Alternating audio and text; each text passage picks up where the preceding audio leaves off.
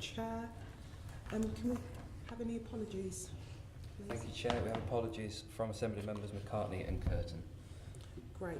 Our main, also to welcome Steve O'Connell, who is joining us this meeting on this really important issue of bus and tram safety. So welcome, Steve. Thank you, Chair. Our main discussion today is going to be looking at bus and tram safety, and for anyone joining us online, please do join in and tweet. Our hashtag is Assembly Transport. Could I please ensure and ask everyone to turn off their mobile phones? If you put it on silent or vibrate, it will still buzz, so off please. Are there any other declarations that we need to take note of, please? No. Is everyone happy with the declarations as set out in the order paper? Agreed. Agreed. Membership, terms of reference and standing delegation. Can we note the committee's membership, the terms of reference and standing delegation? Noted. And can we look at the minutes from the last meeting on the 25th of April? Are we all happy with the minutes from the last meeting? Agreed. Yeah, agreed. And summary list of actions. Can we note the list of actions listed out on pages 57 to 62? Agreed. Noted. And can we, as a committee, look at the actions under delegated authority in consultation with all the group leads to agree the outputs from the committee's work on Crossrail? Agreed. Agreed. Fantastic. So welcome to our guests this morning. Our first session is going to be looking at tram safety. Just like to introduce and welcome our guests. We have Jill Collins from TfL, Director of Health and Safety and Environment. We have John Fox from TfL, Director of Rail and Sponsored Services. We have Finn Brennan from ASLEF Union. We also have Adrian Jones, Managing Director of First Group, and Jackie Townsend from Tram's Operator Limited, Managing Director. So welcome to all of you this morning. Chair, can I just correct that? I'm not the Managing Director of First Group, I'm the Safety Director in My First apologies, Safety Director of First Group. Promoting you. So, you get promoted at this committee. We here before you know that. So our first session will be looking at tram safety. Obviously we had the really sad incidents with the Croydon tram derailment in 2017 where unfortunately there were some people who lost their lives. And following that there was the REBA investigation which had a number of recommendations, and TfL also conducted their own investigation looking at a set of recommendations. So we're going to take some questions, just looking at some of those. As chair, I'm going to use my position and start on the questioning of that. And just to ask, on the back of those recommendations, if anyone would like to just give us an update and if you felt that the recommendations to date and what you felt that, you know, if we're going in the right direction. But I'd like to start by putting on record that our thoughts do remain with all of those affected by this incident. And just to reiterate to the panel that not a day goes past really without something coming across our desks in order to try and address the incident and the causes and the things we're doing about it. And to restate our determination to make sure that everything that we possibly can is done to address these issues. So just a statement at the start. So we've had a number of reviews of all of the activities that we have undertaken. As you rightly pointed out, there were a number of investigations which threw up a number of recommendations. I think it's fair to say that the primary one is the REIB one, which has 15 recommendations. Just to summarise how we've progressed on those, if you take those 15, 2 of them are addressed at the industry more generally. I can say something about those. But of the 13 that are more specific, we have already completed 7 of those. And of the 6 that remain, all of those have started and many of them are closing towards completion. And our target is that, where it comes to Croydon anyway, that we will have closed those out by the end of this year or thereabouts. So we have a programme for all of those activities underway. Some of them have been accepted by the regulator as closed out, and a number of them, we update them regularly. Most recently, we can tell you that amongst the recommendations, we have concluded an approach and an implementation on the glazing on trams. One of the recommendations was around how strong the glazing is, what it does, what its purpose is, and we've completed our work on that. We've applied a much thicker film to the glazing on those trams, and that work is now completed. Also, I'm sure you'll be more than aware of the overspeeding device that we have. It's been suggested to us that we have. We're now in contract with a provider of that. We're in the design phase, working out how that will work, and there's a programme of activity which sees that completed on tram completion by the end of this calendar year. And those are the highlights of the latest activities that we've done. I think it's well documented, the work over the 2.5 years now that we've done on signage, on line side works, on the in-cab device, the driver's protection device, and a number of other things that we've undertaken.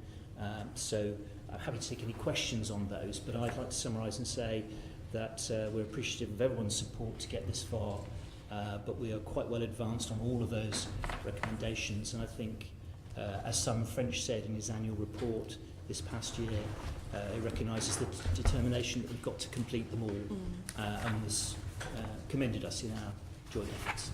Okay, so there's good progress on that. Yeah. Okay. Well, I'd certainly be a lot less complacent than John about how much progress has been made. For me, the key recommendations, to representative of the drivers, the people literally at the front end, are the recommendations 11 and 12 made by the RAIB, which talked about issues around fatigue, but also, crucially, a just culture. In any safety critical environment, the culture is the most important thing. And that's not just a matter of having the correct policies and the correct forms that are ticked in the right place.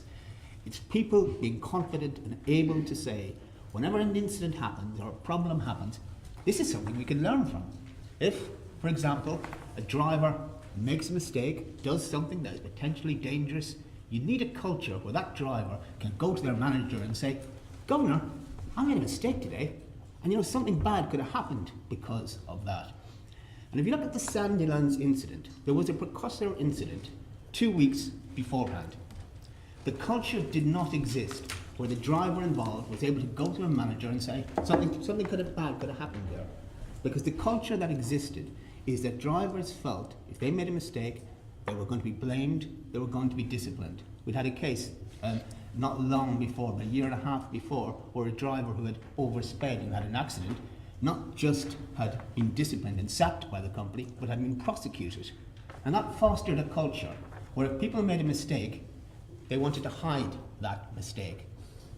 If a culture like that exists in a safety critical organisation, then accidents are bound to follow.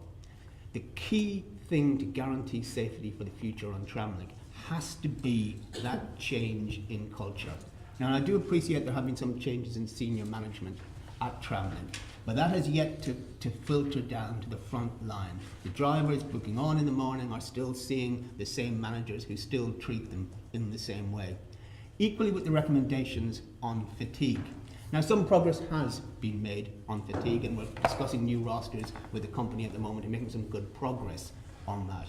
But I would argue that all the company has done is the very, very minimum asked for in the recommendations. I'll give you a very practical example, and again the in-cab guardian device comes into this. All that device really has spent a lot of money telling us something we already know. Because guess what? If someone has to get up at 3 o'clock in the morning to go to work, travel into work, spend 4.5 hours driving, have something to eat, inside half an hour or so, they're going to start to feel sleepy as they digest the food. And I'm sure any of you have had the same experience driving a car up a motorway, etc. If you're driving your car, the advice would be, well, pull into a service station, have a nap, etc. Of course, you can't do that if you're in charge of a vehicle with people behind you. But I don't believe the culture exists where someone can come into work and say, well, actually, last night my child had a toothache, the neighbours were having a row, I didn't get a proper night's sleep, I really don't feel well enough to do my duty this morning because I'm tired, and be treated with sympathy and support. Actually, the most likely reaction is going to be, well, are you going sick then? So unless we have a culture where people can be completely open and honest and feel supported, then we're not going to crack the issue of safety. So just on that fatigue one, because the ARR referenced a really good practice guidance. So are you saying that TOL aren't actually adopting that and taking some of that on board? I don't think TOL have done anything like enough yet to change the culture. And I accept that culture change takes time and new management has been brought in at senior level. But I think a hell of a lot more has to happen to change that culture. And I do, TOL are clearly aware there are a lot of eyes on them and are taking steps that are being pushed to take. And we are making some progress, but I think there's a long, long way to go in building that just culture with proper guarantees on safety. Thank you. Adrian, Can I answer that? Alongside with Jackie as well. Can I just firstly, before I start, just reinforce what John said earlier on, in that everybody at First Group was deeply shocked and saddened by the tragic incident. And we want to reiterate our condolences to all the victims, their families and friends, and anyone injured or affected by the incident. We're committed to work with TfL and work tirelessly to adopt the recommendations from the RAIB investigation. I think we certainly in the areas specifically for TOL, we have made extremely good progress. I don't disagree with Finn that a just culture is extremely important. We know that. I mean, across First Group, safety is a personal core value for us all, and we do adopt a real culture of safety. If I could invite Jackie to speak a bit more specifically about what has been done to promote the particularly reporting of incidents and people feeling able to report incidents, I think that may be helpful. Okay. I think as you're, I mean, Finn and I work very closely with each other as we do with Unite. Where we are, I think anybody that has done any investigation into just culture, it takes about 3 years to actually embed that into any company. And so we are at the start of all that. What we have agreed with the trade unions is an error and violation policy, because Finn's right is that we had 4 surveys done on our drivers, one by British Transport Police, the ORR, the RAIB, and also our own staff satisfaction survey, where our drivers were very critical of the environment of which they worked. And and you have to accept all of those things from the survey. So what we have done is that we've done an error and violation policy. So anybody that is involved in any error, and that's any operational incident, anything to do with that, is that it's done on a development process. So we develop people, we give them competency training, and that's how it's dealt with. There is no discipline at all in toll on anybody that makes an error. Unfortunately, if they are involved in a violation where they have purposely done something, then that is a violation of which they will be disciplined.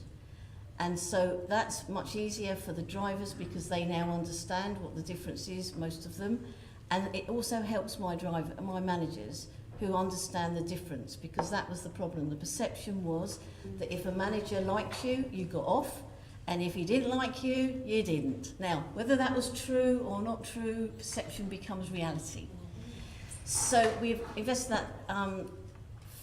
We did have a bit about fatigue, if people were fatigued, but we have had a few drivers that have rung in and said, I've had a really bad night, and we have accepted that they are not coming in, and they are still paid. It's not as though we don't pay them, but very few do that. You know, my managers actually said, well, if you allow them to ring in and say that they're tired, they'll all ring in, all right? Well, I have to tell you that people don't do that.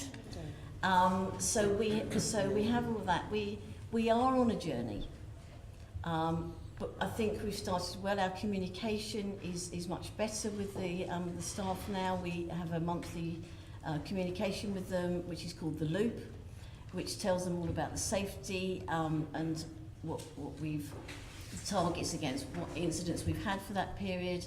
It tells them about our performance. It tells them about any incidents and what's happening within Tram.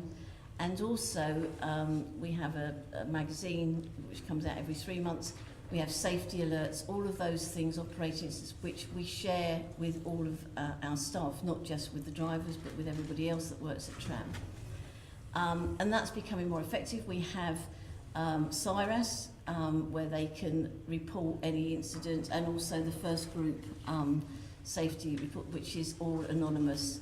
And any driver that has any incidents, especially we're talking about fatigue, is that we have introduced a machine onto this tram that alerts any driver for microsleeps, drowsiness, distraction, and overspeed of over 70 kilometres an hour.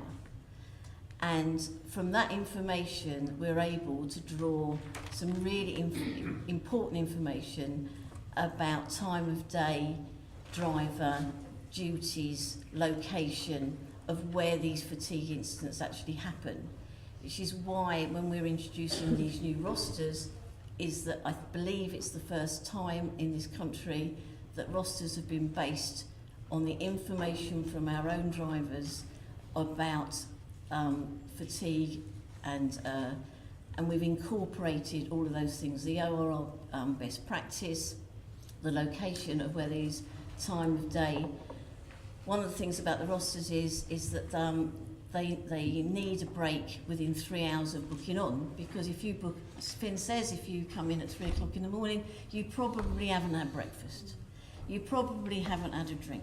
So what do you think is going to happen? So we're incorporating all of those things.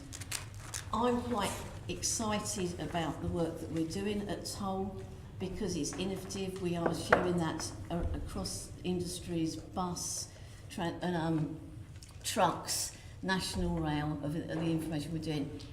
But you need the data to be able to work with this. And so we've been doing this for about a year to actually get the correct data to be able to manage these things. So we're beginning to get more and more data that enables us to know, and if any driver has any issue, we work with them on a plan individually. We work with our occupational health. We've actually identified a couple of drivers that have medical conditions. We've had 2 with sleep apnea, which they didn't know they had. Another driver who has an underactive thyroid, but she hadn't been for a blood test. And so basically this identified that she had a problem. She's now gone back and up to a dose of thyroxine. So it is not a punitive thing. We never discipline anybody for any of this. This is about helping them to live their lives. And one of the things that we are planning to do in the next few weeks is to actually have an open day with all of the families of our Tram people, to actually show them about what the work we're doing with fatigue, and also to explain to them about their circadian rhythm, because people are either owls or they're early birds, and in your body just has to go with all of that. It's an area with fatigue that the transport industry has not done vigilantly before. It's very new. There's not a lot out there, and we're really sort of making inroads into what it means. And of course the other issue is that people, they can't differentiate between tiredness and fatigue. Fatigue is a chronic issue.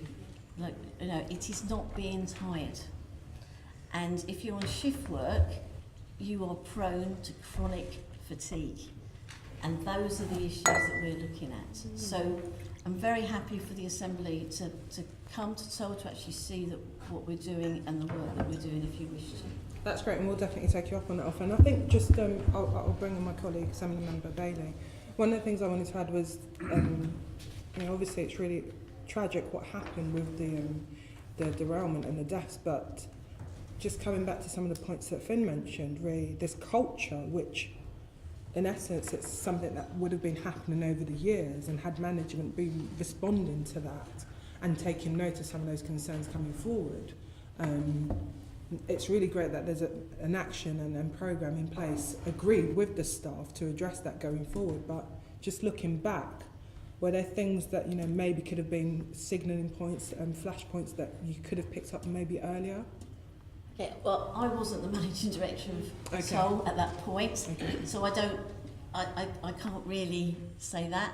I was brought in after the incident. Okay, that's fine. All I'm saying about it is that all I've done is built on to what was already there.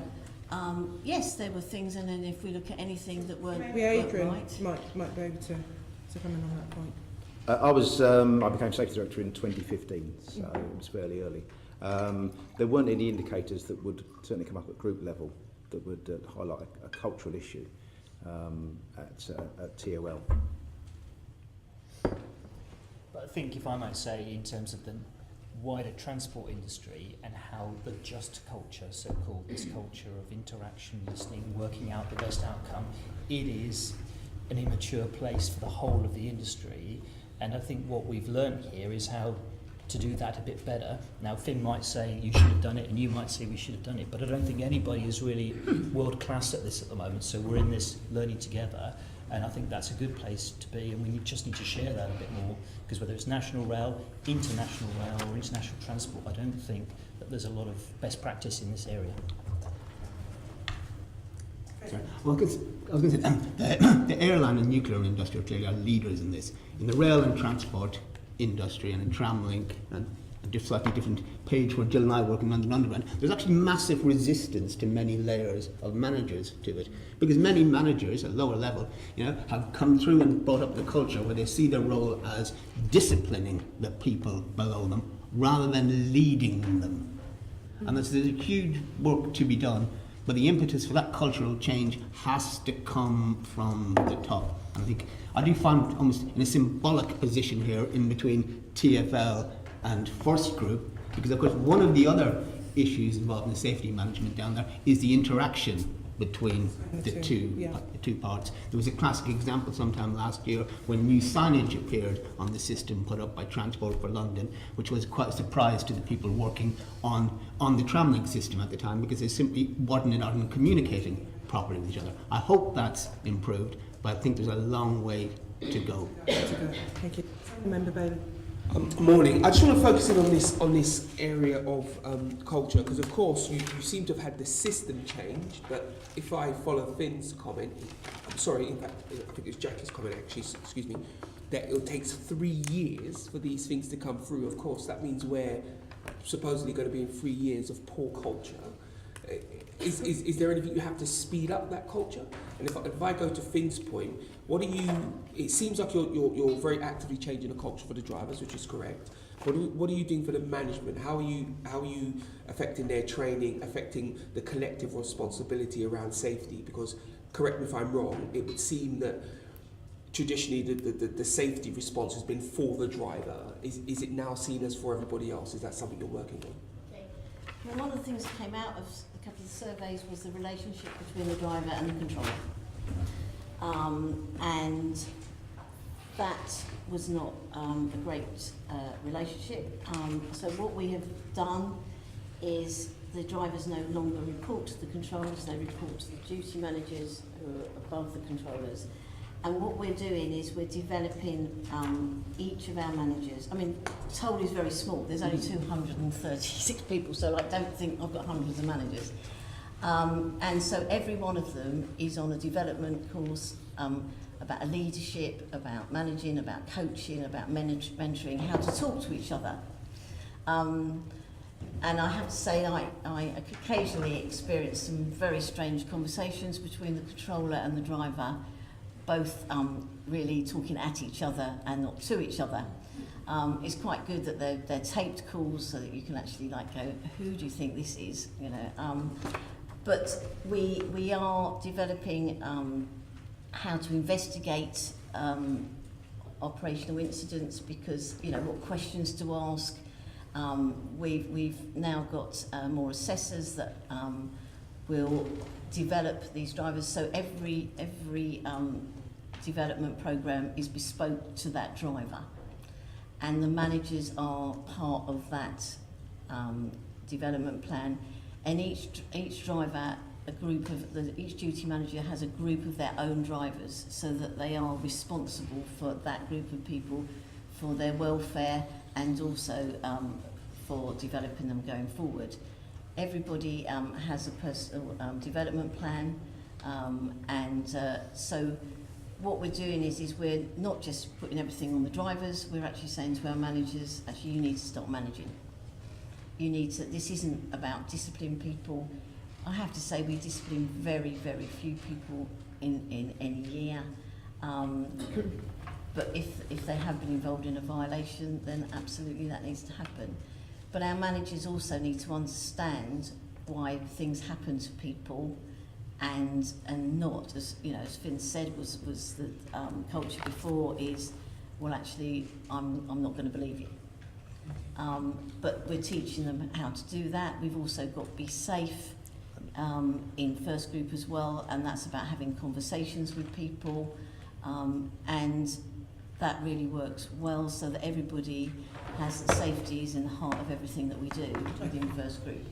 And so yeah, it's not just everybody within Toll is change. The whole thing with Just Culture is you have to change everybody, and so we are changing everybody within Toll.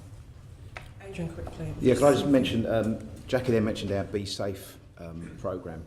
Aside from the bespoke training that's been done with the local managers and supervisors, we've actually had a programme that's rolled out across the last 3 years across the whole of first group, all 5 divisions, and we call it Be Safe, and this is all about changing safety behaviours through positive reinforcement. We took some science from some colleagues in the US, and we've trained every manager and supervisor across first group in how to have what we call touch point conversations, which are really about positive reinforcement of good safety behaviours. So it's a positive interaction and not one of the historical negative type interactions. So we don't go out to find people doing things wrong, we actually go out to find people doing things right. And we try to have like a 4-to-1 ratio of positive to challenging conversations. And we, over time that is going to change completely our safety culture right across the group. And Tram operations are an integral part of that. Thank you. Assembly Member Keith and Assembly Member Connell, quickly. Just mindful we need to move on. Please. Right, a few things, unfortunately. First one's to Jill, if I may. Are you aware of any dissatisfaction from any current or former TfL board member on how TfL dealt with the investigations into the derailment? Sorry, can you just repeat that again, please? Any? Yeah. Are you aware of any dissatisfaction from any current or former member of the TfL board on how TfL dealt with the investigations into the derailment? How TfL dealt with the investigations? Yes. No, I don't think how we dealt with the investigations. We had our own investigation, independent investigation undertaken by S&C Leveland, which we shared with the safety panel, which is a subcommittee of the TfL board. And we fully supported both RAIB and ORR's investigations. Okay. Are you aware of the email that, the letter that Michael Liebrick wrote to Howard Carter on the 13th of July 2017 expressing concerns that Leon Daniels was the person who reported on the Sandilands, given his background as a director of Tram operations for over 10 years? I believe there was correspondence between Michael and Michael Liebrick, the chair, and Howard Carter, but the individual content of that and responses back and forwards, I think. It may be helpful just to clarify that we received a number of correspondence from Michael prior to this meeting, which he did indicate to Mike Brown that he was going to share with us. We're happy to share that with you later, so maybe you could take that back. So I'm aware that Michael wrote about the fatigue report. So aware that was correspondence between TfL and Michael as chair of the panel, and as a former board member about the fatigue audit we undertook. What, sorry? The fatigue audit that was undertaken. Yeah. Okay, so if I could just take this one. In fact, before I do that, do you know who is on the Sandilands Incident Review Board? The Sandilands Incident Review Board, yes, it's a review board that's chaired by our General Counsel that's set up to look at our claims, look how we manage claims and progress them through and other sort of legal issues. Would you be able to share with us the actual members of the board? Not right now, obviously. If you could provide that to us, that would be helpful, please. Thank you. So just a couple more questions, if you don't mind, Chair. So, on June the 26th, 2017, the Safety, Sustainability and HR panel were told by Leon Daniels that the fatigue audit was satisfactory and did not give rise to any concerns. Given that TfL later classified the audit as requires improvement, and the RAIB statement that the conclusions of the TfL audit are consistent with its own findings, that at the time of the incident, TOL's management of fatigue risk was not in line with published industry practice, and that there was significant scope for improvement. How does that square with Leon's comments that the audit was satisfactory and did not give any raised concerns? I think when Leon was commenting on, it was a progress update, the audit investigation work had just been undertaken, and the audit itself hadn't been concluded, so it was more of a progress statement of where we were at the time in the audit, and then it was later concluded after we looked at the field work and results of what that entailed. So you're saying that it's a matter of timescales, that when Leon reported you hadn't had the full report, is that what you're saying? Yeah, we hadn't had the full report when Leon had reported. Can you tell me when you did get the full report? The full report was issued 15th of September, I think it was. The field work was done in June that year, and so it was the field work had been finished very close to when the panel so he was meeting reporting on the field work, yeah? Well, I think it was just a general update on where we were at the time, and the final audit report hadn't been developed and concluded at that stage. There was more work to be done. But is it not a little strange, though, that the report changes significantly between the field work and the conclusions? Wouldn't you have thought that the field work might have highlighted some of these concerns in order to give you the conclusions you got to? I can't comment on sort of the specifics of what Leon was thinking at the time, but the field work would have flagged up issues, and then we would look at them against the criteria of the audit and the ORR's findings to come to firmer conclusions, as well as looking at how First Group were complying with their own procedures as well. So it's an ongoing process and getting more evidence as but your went report on. was separate from the RAIB report, wasn't it? The audit report? Yeah. Yes. Okay. So, just finally, yeah, and this is to everybody on the panel really, but it only requires a very, very short answer, which is, do you believe that TfL's approach to the Sandilands investigation has been transparent and satisfactory throughout this process? And are there any significant questions to answer? Jackie, do you want to kick off with that one? I think the whole thing about Sandilands, I don't want to specifically go into the fatigue audit, but the whole thing about Tram and the whole Tram industry, not just Croydon, which is why some of those recommendations have gone to the wider UK Tram industry, was Tram was based on line of sight for drivers, and so the driver was always going to make the right decision because they were driving line of sight. Since Sandilands, the UK tram industry has reviewed its position, as well as the rail regulator, who also had a recommendation out of the RAIB report, is that as an industry we are re-looking at the whole of how tram works, and in fact we've also been working with Europe as well about the tram industry. And the tram itself has always been a very basic vehicle. And that's why TfL, working with ourselves, are adding extra things onto the tram that aids the driver, like the emergency brake. We're introducing iTram, the glass, all of those things, which were never introduced within the tram, and other tram companies within the UK are doing these things. The fact that we also reduce the speed from 80 to 70 kilometres an hour is not just Croydon, it's within the whole of the UK industry. I think in any of these tragic events, it's a real shame that we have to learn from them. And unfortunately, in any of these industries that we have, is we all learn a very hard lesson from these things. And Tram is learning from this.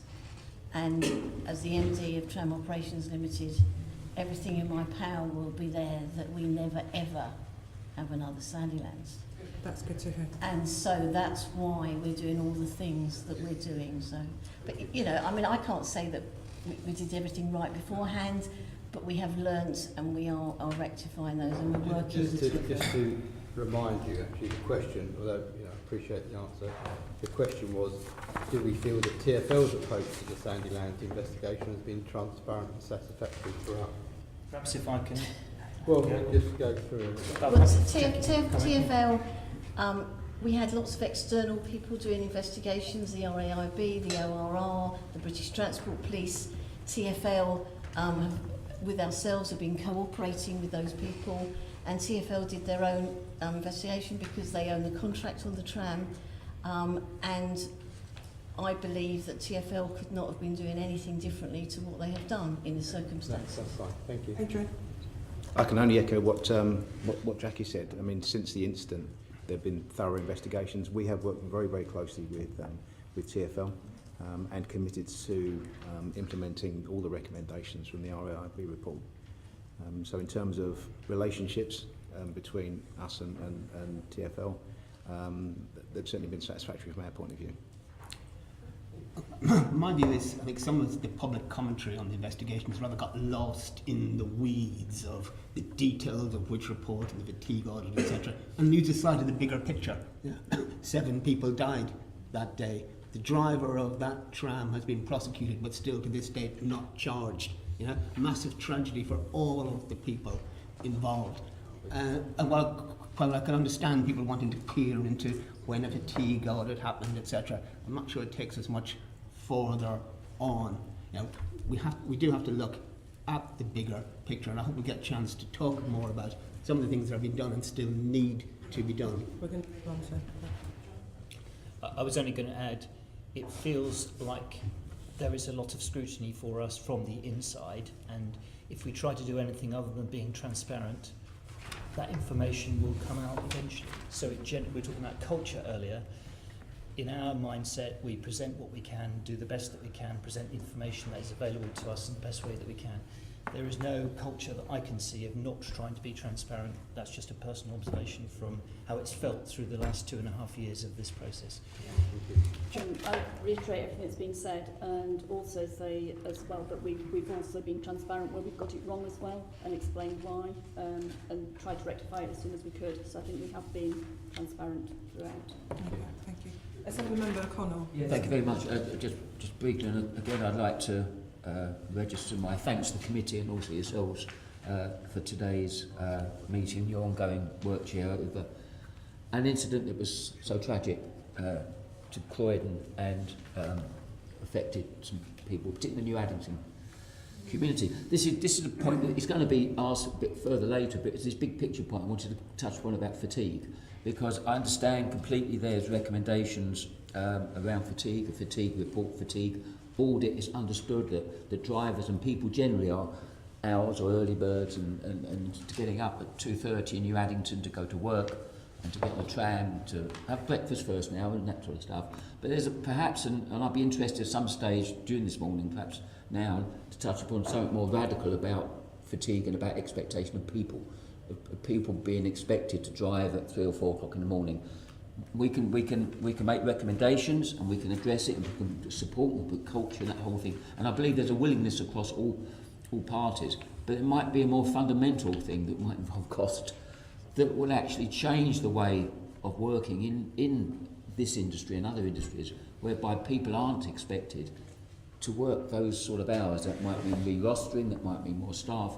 It's that big picture thing that I think it may well be that we might be interested in the recommendations, because there are 15 recommendations, there are 8 TfL recommendations, there are other reports. This is good stuff, but there might be something more fundamental that I think we could do to avoid another tragedy. And it's just a bigger picture thing that I think Finn touched upon, particularly on the tiredness aspect.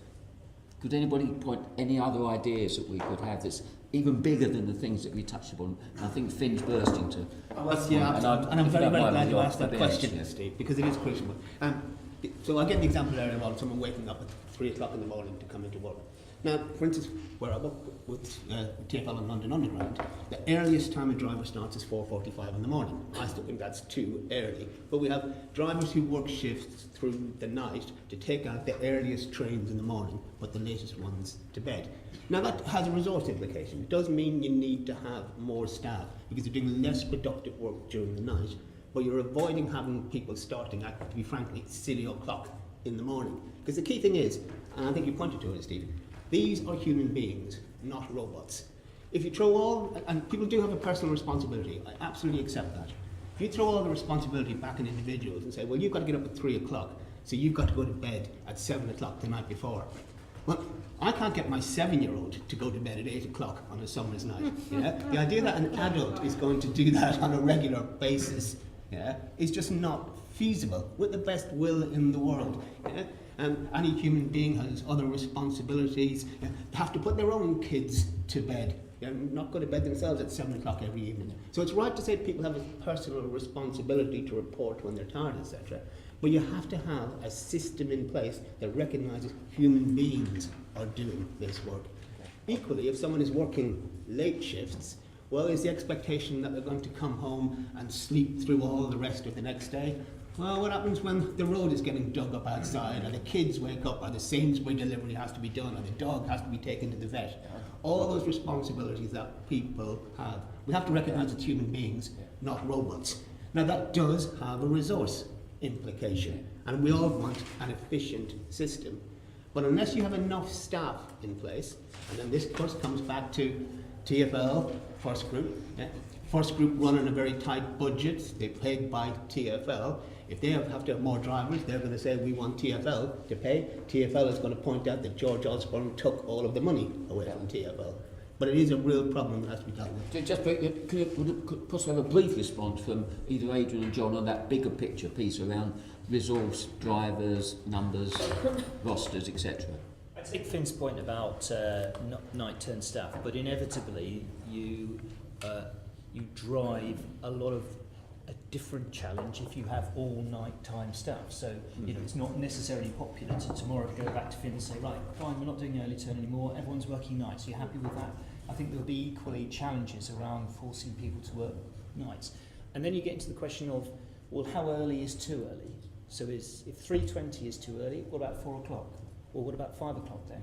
Well, let's say 5:30. Okay, well, by the time you get to work at 6:30, the first train out is 7 o'clock, and therefore we're not running any services until 7 o'clock in the morning. There may well be a comment or two from those who use it. Well, there's bigger resources. My point, and I'm going to have to move it on, sure, through your chair, is almost it's so difficult for people who run businesses and unions to push aside that piece. It's to say what will be an ideal, which is what the point I was pursuing. I'll leave it there, Chair, because I know we're going to pursue this. Just mindful of time. We've got 2 more sections to cover on this, so I'm just going to bring in Assembly Member Pigeons. Tiny things. Just to go back to Jill and talk about this correspondence between Michael Liebrick and Mike Brown. On the 10th of August, Michael Liebrick wrote to Mike Brown expressing his view that there should be a safety officer reporting directly to you. Do you agree with him? To Mike, sorry. Directly to Mike. He wrote, Michael did write to Mike Brown. No. Let me be clear, sorry, that you should be reporting directly to Mike. I should be reporting directly to Mike. Do you agree with him? I do have a dotted line right to Mike, so I do report into Mike. Directly? Not directly, indirectly. But that's the operative word here, directly to Mike. Do you think that you should be doing that? That's one option that could be that's being considered. Yes. Okay. Thank you. Or the position of a safety director reporting into Mike for the group. Yes. Okay. Right. Thank you. We're just going to move on, just mindful of time, members. Our next session, we're just going to delve in a little bit more. We've covered some of it just in terms of the responses to the recommendations. I'll bring in my colleague, Assembly Member Pigeon. Lovely. I just before I get into that, I just want to pick up maybe with Jackie and John. Has your approach to managing the tram services to change since Sandilands? And is it now that you're managing it more like a railway service rather than a bus service? Has that sort of fundamentally changed? John, do you want to go first? I think when you have those recommendations in front of you, it makes you think differently about how we're going to manage this tramway. Unfortunately, it has taken that incident to challenge the whole tram industry, not just the one in Croydon, that there are challenges and opportunities for putting different arrangements in on trams. And yes, we have been challenged to do so. And so yes, there is an element of railway thinking, you might say, around... I mean, I think, you know, RSSB was set up after the Ladbroke Grove disaster, and the heavy rail industry learnt from that major incident and put in lots of different arrangements. In a way, that's similar to what has happened here. And of course, the Light Rail Safety and Standards Board is also now set up to learn lessons, not just for local in Croydon, but also across the national rail industry. And I'm part of that set up now to try and promulgate some of the lessons we've learned. So I think there is some lessons to be learned from National Rail, and we've started that. And I think there's also lessons to be learned sharing across the 7 tramways and 2 light railways in the UK, where perhaps that wasn't quite as readily done before. So your thinking has kind of changed as a result of this to how you manage the risks on the trams? Yeah, I think we're definitely on a journey, and we're changing the way we approach things. You just look at the actions that we are taking to do so, yeah. And Jackie, from your point of view? Yeah, from my point of view, I think a tram is not a bus and it's not a train, so but it is covered by ROGs, and I think that the emphasis has really been about maybe raising our game a little, that all of our standards within Tram that we've introduced are all based on railway. But we have to remember, because we travel in the town, that we still are covered under the Highways Act. So it's quite complex, and sometimes there are things that the highways need, e.g. road signs. Road signs are very small in comparison to railway signs, and which was one of the reasons that we worked with TfL about putting the yellow, if you come to Croydon, around the signs, because we can't have railway signs under the Highways Act, and we have to have authority to do that. So things that you can sort of take for granted within rail, we can't do that in tram. So absolutely, some of my senior managers, we've all come from rail, and so we have put all our standards as though that we are a rail company for that, incorporating the highways as well. So ROGS is very clear in our minds now about everything that we're responsible for.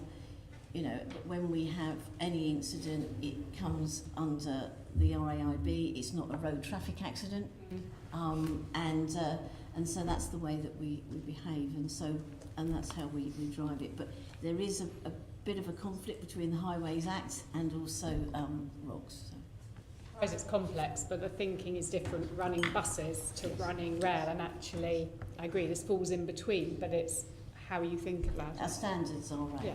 I think also from a policy perspective, though, trams will get more expensive to build in future as a result of this and those things that happen. So there is, from a transport policy point of view, an expense to set up any transport network, and this will drive costs in that area without doubt. What I'd like to ask now is about, we've talked about some of the changes and the recommendations from all these reviews. How have you been engaging drivers and other stakeholders, including passengers actually, in how you're going about implementing these recommendations? Jackie, yes, let's start with you. Okay, so within all of our communications with all of the staff, that's the revenue protection inspectors and all that as well, and the controllers, is that we are having driver briefings with our drivers. There's 2 of those a week. That's mainly based on safety, but it gives them the briefings of what we're doing. We also send out this sort of monthly loop letter, and also every driver actually books on at the depot and sees somebody when they come in. So there's always some communication between the driver and the controller. Now, it may not always be like nice conversations between them, because you know, if you book in at 3 o'clock in the morning, everybody's a bit grumpy, but they do talk to them. So there is much more correspondence. Also, we have an open door policy. One of the things that I've introduced since we've been there is a tea and chat with Jackie on a Friday afternoon. So if you want to come for that, so actually quite a few drivers take that up. We have a cup of tea and we have a biscuit. If we're lucky, it's a bit of cake. And they tell me everything they don't like and what they do like. And I have to say that that is really quite rewarding. I mean, one of the things that we've actually worked with TfL about is that orientation in the tunnel. I think that you know that the driver appeared not to know which way he was going. And so actually out of the drivers came the cat's eyes that we have put in the tunnel. It actually came from the drivers. And we have put cat's eyes into those tunnels so that they can see which, you know, they're orientated about which way. They have been instrument in the lighting into tunnels. So lots of things that they are wanting to tell us about, they comment on how we can make things better. So all of that happens. Stakeholder-wise, we've been quite to quite a few scrutiny meetings at Croydon Council, and given them an update and continue to do that. We've had the leader of the council come to Croydon, Tony Newman, came with TfL and met with ourselves. And in fact, we've got Sarah Jones on Friday coming. So we also are doing work with the community in New Addington. We have to also remember is that 40% of my drivers live in New Addington. So this isn't, you know, so this was very personal to Tram. And we're doing some community work with them as well. We're helping to feed the children in the school holidays and all of those sorts of things. We're doing lots of work in schools. We bring quite lots of groups into the Tram to show them. So we've opened up to the community, and lots of groups come in and just see us, and we talk about the Tram. And we've also had some of the survivors come to the Tram because they want to see what we do. And so we're doing all of those things. So anybody, the Met Police, we do lots of work with them about how we can work with them, because that also includes the knife crime that we have in Croydon, and we help towards of that. So we are opening up, and we're working with TfL and ourselves just so that everybody, we are a community transport system, which is very different to train and lots of bigger bus companies. And so the people of Croydon own that Tram. And I go in and talk to them actually on the Tram themselves. And people say to me, we love the Tram, Jackie. People don't love buses, people don't love trains, but people love that Tram. And you can see by that, because we don't have much graffiti, we don't have much rubbish. People, you know, you go on that Tram and people look after it. And that's because we have to work together to make that happen. Okay, and let me just tease out a little bit more there, hearing everything you're saying, but you're making big changes, you're implementing these recommendations. How are you consulting drivers, but also passengers, real passengers? I'm going to come to you in a minute, Finn. How are you getting passengers involved in this? Because they may have suggestions as well. Can I have a go? Yeah, the customer service. So one of the challenges that we had after the incident was about using passenger information complaints people had written in various forms of communication. And so one of the things that challenged us was, were we really valuing that information as it came? So we decided to change the way that we listen to customers' complaints. We now have a joined-up system that was in place very shortly after the incident, where we have a process for dealing with information, particularly safety-critical information that is coming in, and we deal with that on an immediate basis. We go and check the data, we go and check the information that people write into us. So we are listening. There is a report that goes around to all of us on a daily basis of all the things, not just safety things that happen. We looked at that. And one example last week, a customer wrote in saying that she thought that a tram was overspeeding out to New Addington. We checked that immediately. We couldn't find any evidence of it. But I wrote to her personally to invite her to come in and tell us about her experience, and was it actually, you know, it might have actually been a valid speed, and we think it was, but come in and tell us a little bit more because you might not have got the location right and so on. So I think it's driven us, it's led us to be more sensitive to what our customers are saying about what they want from the system, and also when they use, there are eyes and ears about out there when it isn't picked up in other ways, what's going on. I think that's changed. But that's the people who are rightly contacting you with concerns, but generally, is there any work, is there any user group, is there anything with tram passengers that you're doing to engage them with the service? Well, I mean, apart from dialogue with the local communities and through Travel Watch, there isn't specifically a passenger okay, group. That's I mean, fine. yeah. That's fine. I'm just trying to clarify. Yeah. Just trying to clarify that. Let me come to Finn. Let's just pick up how are drivers being engaged. We've heard lots of stuff about the communications, which sounds good, but it's about it being two-way and how they're being consulted on these changes. Well, Jackie and I have the pleasure this afternoon of another visit to ACAS. After 2 days of strike action down there, yes. from a 90% yes vote, which tells you a little about how staff engaged they feel, how valued they feel. There's a huge amount to be done. I do think there are big weaknesses in the consultation and the engagement of people at the moment.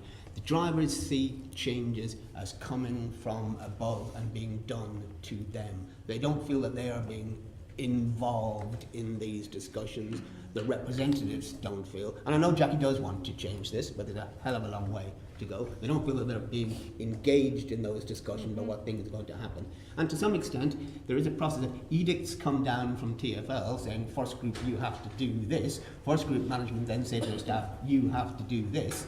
No one is really consulting to the people right at the front and saying, what impact will this have on you? So a long way to go on that, Vice Chair. And what about the issue, the specific issue in terms of the new technology, the Guardian devices? How are drivers feeling about them now? I think there's certainly a lot less suspicion than there was initially, but it was a classic example because something was just imposed from above rather than people being engaged. First thing people heard about it was when it started to appear. You know, classic wrong way to do things.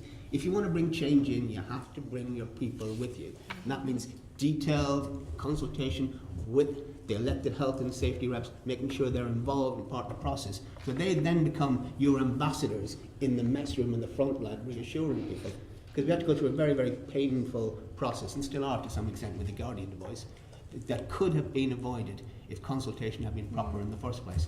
But again, to a large extent, it was driven by a knee-jerk reaction. Something has to be done. TfL tells First Group, do something. And people didn't think through the process. And thereby we strike the balance between would we have anything in a cab today when you challenge us about that or not, and getting it right. It's a real balance to strike. Most you are leading the way for trams across the country in terms of trying to get this balance right. Is there, Finn, other support that you think tram drivers need other than what's already being put in place? And I realise we're at the early part of the process. It sounds, obviously you have your two positions, but it sounds like you work fairly well together, both putting your sides. Hopefully things will improve. Is there something else that you think tram drivers need in terms of support that we should be aware of? I think it is getting to grips with changing the culture down there and understanding people are human beings. I do think we have to, and it's our responsibility as a trade union to keep hammering management with this. Some of the stuff is quite small, dealing with the issues around fatigue. Visiting the mess rooms down there. Actually, if you're tired on your half-an-hour break, you should be able to sit down in peace and quiet and have a 10-minute nap. Really good idea. There's no facilities for people to do that in Tramland. There's hard seating in the mess room, etc. Small stuff like that. And our health and safety, we have a new health and safety rep locally who's now engaging with these issues and making those changes. But in terms of support from outside, all I would ask is that when we do have unfortunate events like having to be on strike, which we want to avoid, there is an understanding that this just doesn't come from our members being greedy or lazy. It's because they've got real issues and concerns, and we want to work with the company to resolve that. My biggest thing I would ask for, though, is a closer dialogue between TfL and First Group, but also involve us in that dialogue, because the situation at the moment is TfL do not speak to me about trams because they think that's the business of First Group. Yeah? We're very happy to speak to anyone to make things better, and we'd like to have those tripartite discussions involving TfL.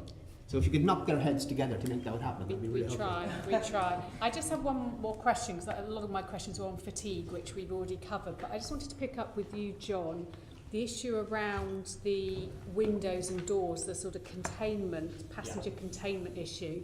It says that you're putting extra film, for want of a better word, over the windows to help with that. Did I hear you right when you said that's now complete? Because I think your target was March. Yes, so it's complete. Now complete. But also, I think the investigation said that there should be further research to look at improving passenger containment. Yeah. What's happening with that? That's ongoing. So one of the things that we had to think through was one of the other recommendations, aside from the containment one, was around having an efficient evacuation process. So one of the ways to improve containment is to improve the calibre of the glazing to go to lamination or whatever. But the challenge there was that if you put in impregnable glass on the side of a tram and then you want to equally evacuate, how does that work? Are you creating a bigger risk by following one recommendation and not the other? So we really had to think through that quite carefully to make sure we weren't creating another problem by solving one. What we came up with was this film solution, and also shows some of the complexity, I think, is because when we did some of the testing around would the body shell be able to take heavy laminate glass, what the technical response was no, it would not. And we would start to get cracking and disintegration of the body shell on the tram if we put heavy laminate in. So by solving, again, one problem, we just create another where we'd be withdrawing trams from service and having even more overcrowding on certain days and certain times. So it took us a while to come to the right conclusion for the whole network in that regard. But in terms of what we can do for the future, we will need to replace the Bombardier trams, the two-thirds of the fleet of those. That was the tram type that's involved in the incident. And we've put into the specification for that, or will when we go to market, to consider a more durable form of containment on the windows. And that means building a stronger body shell probably in order to do so. So that's all part of that debate, and that we've shared with the tram manufacturers, because there isn't laminate glass in trams. The body shells aren't strong enough, they're not built for that. And I think the other thing about it is, of course, is we don't want to be there again in any case. So it's all about prevention of that overturning, and that's where a lot of the focus has been as well. Okay, so it's not any specific research. You looked at the research really was you looking at what the options are, and that's what you've now implemented. Well, we did some destructive testing on the various forms of glazing and so on. Is there any report on that that's available for us to look at? Yes, we shared it with the rest of the tram industry. So if you'd like that, that would be helpful. And is this being now applied to buses as well, or considered for bus safety? We haven't had that dialogue yet, but we've got to go there in terms of considering what the... I mean, straight up, the focus has to be on prevention. Yes. When you're into mitigation, you've lost the safety argument.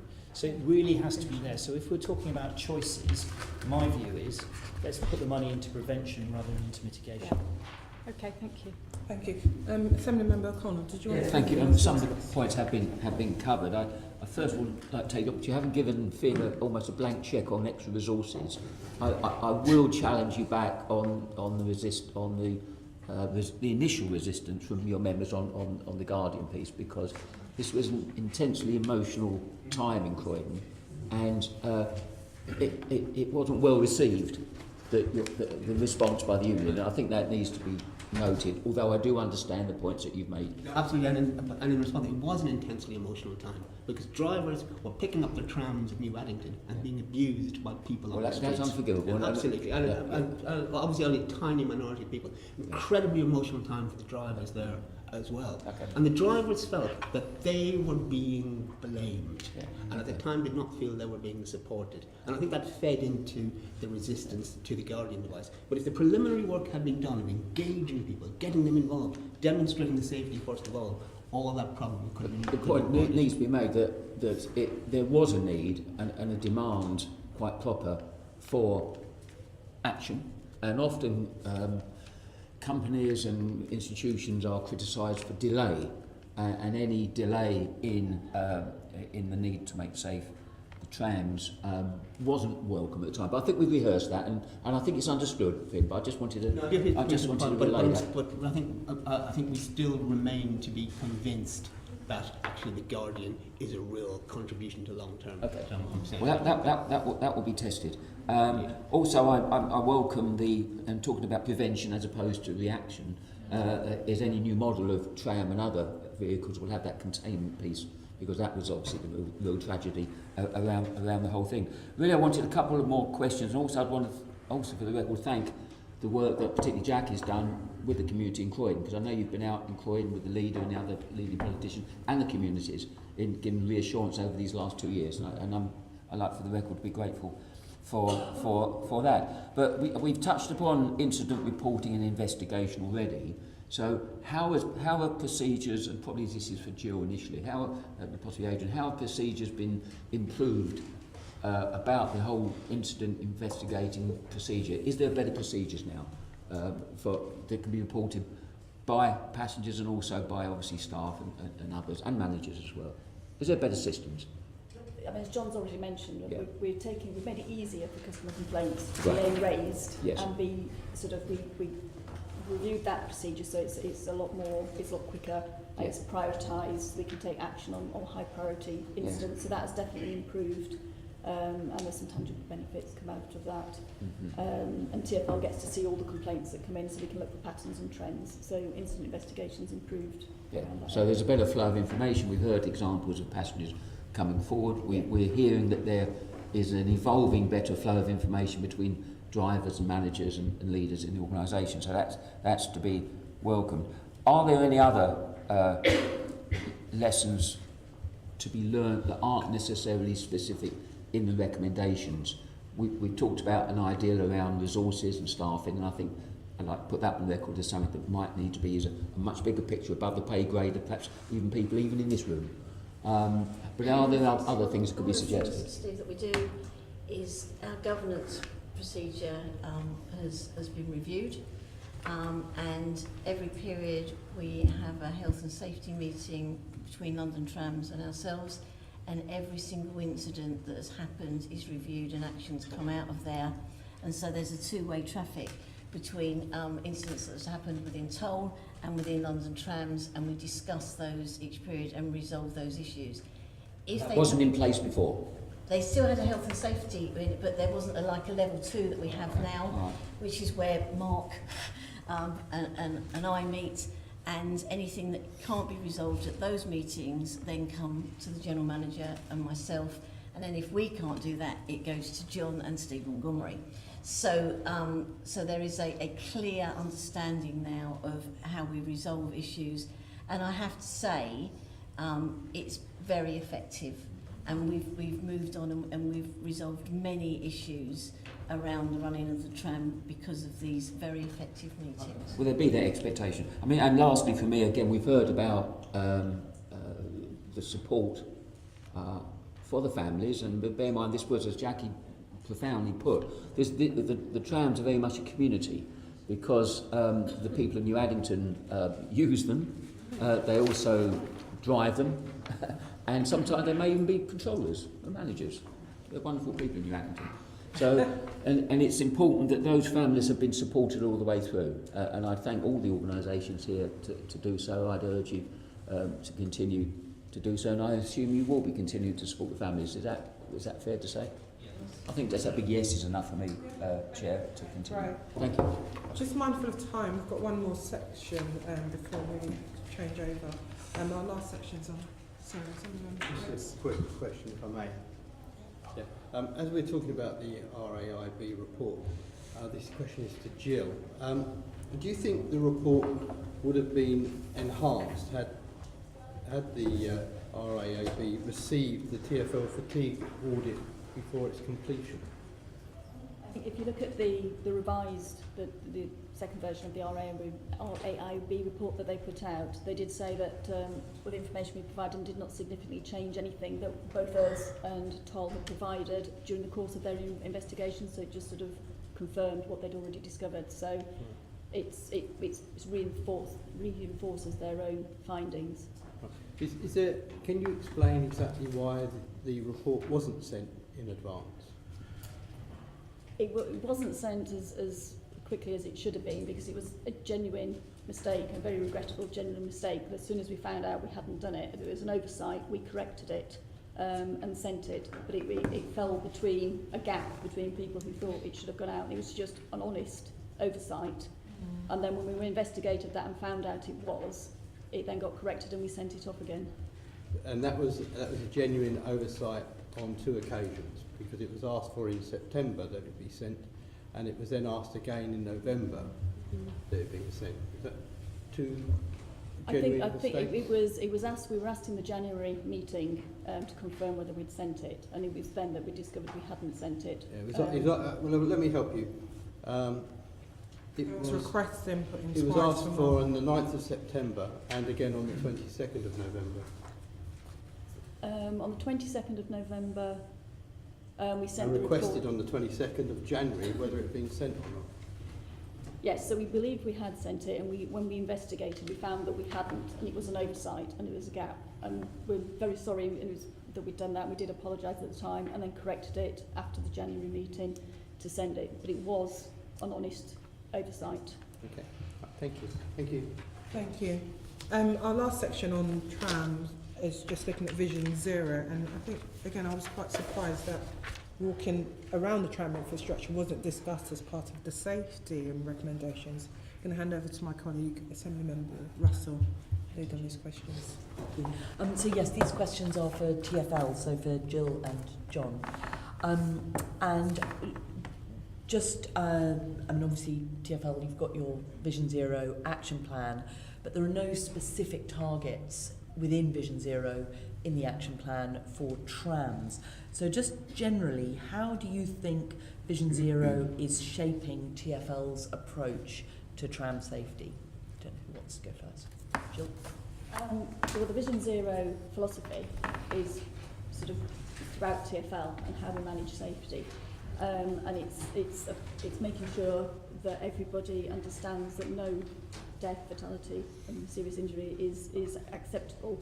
And if you look at what John is saying and looking at the investigations and what Jackie's been saying, prevention is all about preventing the accidents and working together to prevent them, and that's very much core through how we're managing the recommendations from the RAIB report, but also more of our tactical safety improvement recommendations as well. And it's making sure everybody understands why it's important in the wider community as well, and all that engagement, and really much driving the Vision Zero. Also, our regulator has a very similar vision, which is 0 fatalities and major injuries from the industry cause incidents. So the regulatory side of trams and how we're being managed and how we get scrutinised is very much aligned to the Mayor's TfL Vision Zero philosophy. Thank you. John, do you want to add anything to that? No, I mean, I think it's a fair point. Should trams be, and other modes for that matter, apart from road-based ones, be more present within the Vision Zero programme? That's something that's worth taking away to see if we should make it more obvious that it is. But the reality is that the regulated environment in which we operate, we have no choice but to be zero tolerant around killed and seriously injured incidents. So it's there, it's absolutely there, but perhaps we could articulate it a bit better. Yes, I mean, when we think about people, for instance, walking and cycling around trams, there's, there have been collisions in the past. There was a cyclist at the Morden Hall footpath crossing back in 2008, was killed in a collision with a tram, and the RAIB suggested that there should be some work done to the foot crossings to make sure that it was more obvious what needed to happen. And then there was an incident in 2013 when Roger de Klerk was killed. His bike got stuck in a tram line and he then fell into the path of a bus. And it took 5 years after his death for those safety improvements to be made. So I suppose the the question is, you know, what more can be done to improve tram safety, particularly in relation to walking and cycling? I think one of the things that we have been looking at across TfL is how the impact between vehicles, pedestrians and cyclists, how that environment can be improved. And one of the things that happened when we bought the new trams on the tram network was that the modern Stadler trams have an underrun protector, and that's a device that stops objects or people from falling underneath the wheels of the tram, that wasn't on the original design, but was actually provided as an option by the manufacturer when we bought the Stadler trams. Now that's, when you think of the profile of the tram and making that profile more deflective perhaps for those incidents, is some of the work that we've started, I'm sure you'll hear about, in the bus environment too. So that has already been there. We've already started thinking about how to work with the environment, not just inside the tram but outside of the tram. And I think on our journey we would be wanting to specify that as part of the requirement when we buy new trams for the future, when actually in the past we took what the manufacturer proposed to us. So I think that sort of indicates, I think, the change in our thinking about how we're thinking about the external environment as well as the internal environment to the trams, which is important. And what about the rails and the potential for people getting, you know, sort of having problems with bikes in relation to rails? Yeah, the on-street running risk is a challenging one. I mean, most of the tram network isn't on-street; it's off-street in our case, not in all cases. And that case where the person did get stuck, I think we did do some information sharing at the time about that. Do you remember the detail? I don't know. I'm happy to take that away and kind of research the background to what we did in that. That would be useful. I mean, I think it's about guidance for, you know, if new trams are being put in, but also for the environment around trams when they are on street.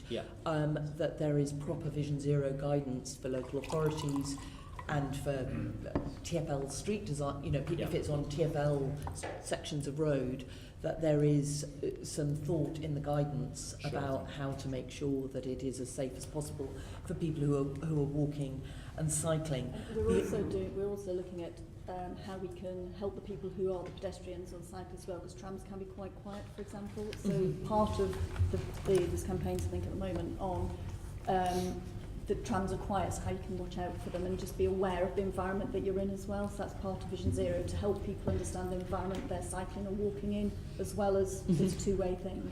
And we have put in, at each foot crossing, high-risk ones anyway, we put in a little chicane of fencing, so it turns your whole body to look towards one way and the other as you walk across the foot crossing. That isn't prevalent in the rest of the tram industry in the UK, and certainly isn't in Europe, where the mentality is quite different. And that's working, and that's changed things. It makes people look a little bit more. It doesn't, if they've got their earphones in and their hood up and they just walk straight across. How you ever deal with that is a sort of challenge that remains with us, but that's actually changed the way that people cross those crossings and made a difference, I think. Okay, thank you. And then finally, there is the issue of people slipping, tripping and falling inside trams. And we've seen the latest Health, Safety and Environment report for Q3 for 2018-19 said that a total of 94 customers were injured on TfL's rail network in the quarter. Of these, 10 incidents occurred on the tram network. And for the same period in 2017-18, there were only 5 incidents. Now, obviously, this is just one quarter, and you know it's not a statistical trend, but that is a lot of people slipping, tripping, falling on the trams. And I just wonder whether you need to do more to be addressing that. Is that to do with the speeds that they're driven at? We've heard they've come down from 80 kilometres an hour to 70 kilometres an hour, but is there more that could be done around speed to reduce these incidents of I think one of the slipping, challenges tripping, that, falling? you know, Jackie and Finn may wish to comment on too is around if an obstacle appears suddenly in front of a tram, then the tram driver has got different braking options available to them, but the most extreme of those does cause, you know, extreme stop, faster than a road vehicle. And therefore, what the driver has to judge is whether to apply the extreme braking option and therefore induce some internal rapid braking, which causes a greater risk than if they put on a service brake. Should a tram be travelling at a speed where there is a risk that something might appear in front, where extreme braking is necessary? Surely the speeds should be appropriate But often around. people are walking across the road where they may not, where they perhaps shouldn't be, and walk out. But that's what Vision Zero is about. It is, absolutely. That is about anticipating bad behaviour from people. Pedestrians wear headphones. I agree. They look at their phones. They're distracted by a small child who's crying because they want an apple or they want a chocolate bar or whatever it is. People are distracted. So should the trams be travelling at the kind of speed where that sharp braking is required through areas where they are mixing with pedestrians? I'd love to invite you to come down to Croydon, because if you've ever been outside of East Croydon Station, I have to hand it to the drivers in this case. The way they handle the risk of pedestrians walking across the environment outside East Croydon Station is a testament to their skill, frankly. Absolutely. Because they do approach that, they use the bell, they use the horn if they need to, and the number of incidents that haven't happened there is incredible, and frankly, of course, in and that that absolutely is to do with the skill of the drivers, but we shouldn't be putting the drivers in a position where they're forced to use an emergency brake, and should the speeds be being looked at across all the sections? Just of- add Well, I to think that. it's- It doesn't. It's a good But point. the hazard Yeah. brake, actually the slower you are, you go with the hazard brake, the more impact inside that tram. We can show you, if you come down, we can show you the CCT That would of be the useful. effects of the hazard brake. Because, especially the CR4000, if you put the hazard brake on, and of course, for whatever reason, social behaviour is changing, all right? People don't want to sit next to each other anymore. So instead of people sitting on seats with their back to the seat, they sit like this, because they don't actually want to sit. Very strange behaviour. They actually don't want to sit facing the next person. So if the hazard brake comes on and you're sitting like this, you're going to go flying. So what Mark and I are doing is we're going to try and do a campaign that says, you know, you need to. But the hazard brake is absolutely. It doesn't matter what speed you're going at. Once that hazard brake is applied inside the tram. So that's why the tram drivers have to... But the hazard brake is much less likely to be applied if the tram is going slower overall. No, it has to be, because people literally walk in front of them. Mobility scooters, cyclists, literally the tram's going really, really slowly, and some person, for whatever reasons, comes right out, and they have to apply that brake. It isn't about the speed. In fact, a hazard brake at a higher speed does less damage inside the tram than at lower speeds. But your concern about the environment, and have we got the focus on that, the Vision Zero, is a completely valid one, and we take that away to think about some more. That would be if you could come back to us with, Sure. you know, with some thoughts on that, and particularly about the impact of braking on people, you know, and the need for drivers to brake, because if drivers are travelling at a slightly slower speed, then they are more able to see and anticipate the people that are coming along around them. Yeah. Thank you. Yeah. I'd just like to say thank you to all of you who have paid tribute to the skills and professionalism of the drivers. And I'm sure Jackie will reflect on that when we meet at ACAS later today. Oh, that was a very low. That's great. That wasn't nice. Yeah, no, that's fine. Just really mindful of time. We've run over on this session now, and I know that some other members wanted to come in, but just to thank you all for your engaging discussions on this. This is something we'll continue to monitor. There were some reports that TfL are going to send through to us. We've taken a note of that. We'll liaise with you. So just to thank our guests again, Jill Collins, Jonathan Fox, Finn Brennan, Adrian Jones and Jackie Townsend. Thank you. Thank you. Have a really 2-minute pause just to change over guests for our bus. GLA, Committee Room 5, Sound.